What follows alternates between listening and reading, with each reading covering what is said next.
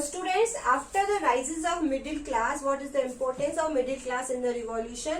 Next topic is the how the France become republic. अब देखिए step by step government change हुई. पहले monarchy के बाद हुआ constitutional monarchy system and now Republic.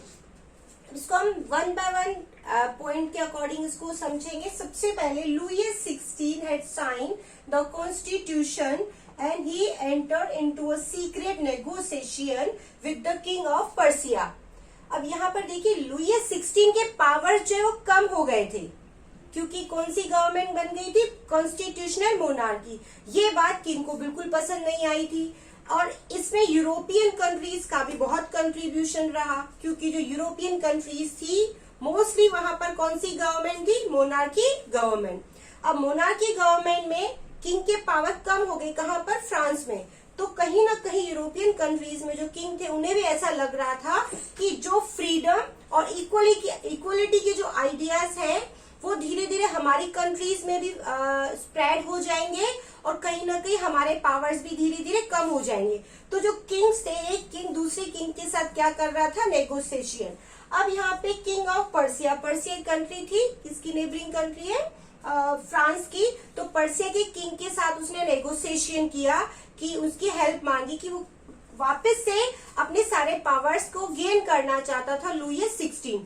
But वो उससे पहले अब यहाँ पर जेकोबिन क्लब का एक बात आएगा, मैक्सिमिलियन रॉबेस्पियर, जिसके बारे में हम आगे डिस्कस करेंगे. ऐसा हो उससे पहले ही जो नेशनल असेंबली थी उसे ये चीजों के बारे में पता चल गया और उसने पर्सिया और ऑस्ट्रिया फ्रांस पर अटैक करे. उससे पहले ही उन्होंने पर्सिया और ऑस्ट्रिया पर अप्रैल 1792 में क्या कर दिया? अटैक कर दिया. फिर से a war declare by the national assembly against the Persia and Austria in the April 1792. यहाँ पे कि उन्हें इस चीज का पता चल गया था कि किंग्स की क्या नेगोशिएशन हो रही है क्योंकि पूरी वॉच थी उनकी किंग लुईस 16 के ऊपर.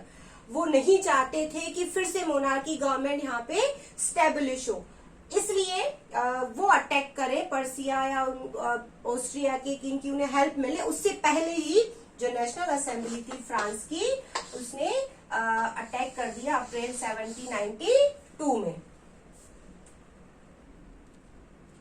ना नेशनल असेंबली जो है उन्होंने पहले ही अटैक कर दिया किस पर? ऑस्ट्रिया एंड पर्शिया पर, क्योंकि वो नहीं चाहते थे कि किंग को फिर से किसी का सपोर्ट मिले और फ्रांस में फिर से कौन सी गवर्नमेंट आ जाए? मोनार्की.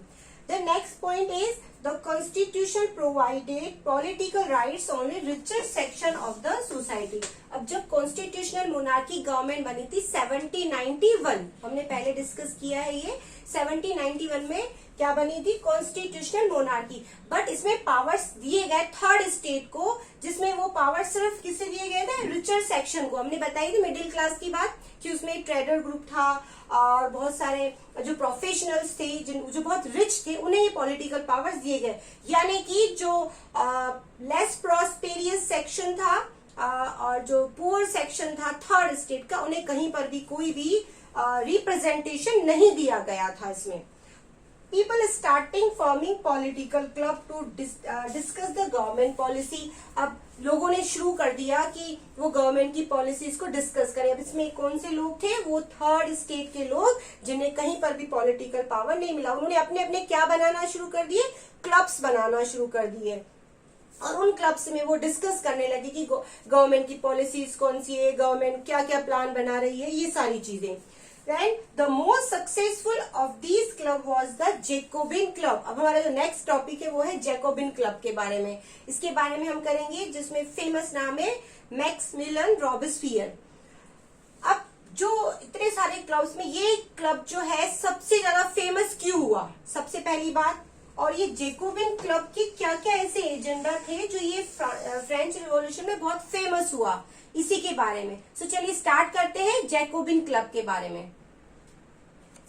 ना जैकोबिन क्लब जो है, जैकोबिन के नाम पर इसका नाम क्या पड़ा? रॉबेस्पियर जो जैकोबिन था क्योंकि वो उनका फेमस लीडर था, इसके नाम पर इस क्लब का नाम क्या पड़ा? जैकोबिन. अब the member of the Jacobin club belonging to mainly less prosperous section. हमने पहले बात की जब कॉन्स्टिट्यूशनल मोनार्की बना तो वहां पर जो थर्ड स्टेट को रिप्रेजेंटेशन दिया गया नेशनल असेंबली में, तो स्पेशली जो थर्ड स्टेट के जो रिचर सेक्शन थे सिर्फ उन्हें रिप्रेजेंटेशन मिला था। नाउ जो जैकोबिन क्लब बना उसमें ज्यादातर लोग कौन थे, जो पुअर सेक्शन के थे, लेस प्रॉस्पेरियस थे, बहुत ज्यादा टैक्स पे करते थे, बहुत ज्यादा सफर कर रहे थे। तो इसलिए क्योंकि ऐसे लोग ज्यादा थे इसलिए उसे ज्यादा सपोर्ट मिला किसे, जैकोबिन को। There leader was Maximilian Robespierre. अब जो उनका हेड था वो कौन था, रॉबेस्पियर।